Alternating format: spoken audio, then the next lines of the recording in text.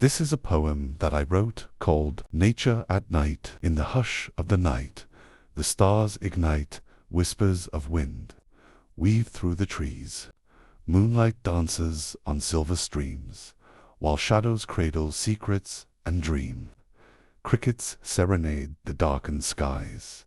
Nature's heartbeat, a soft lullaby. In this quiet, a world unfolds. Embracing the night, where wonder unfolds and imagination abounds.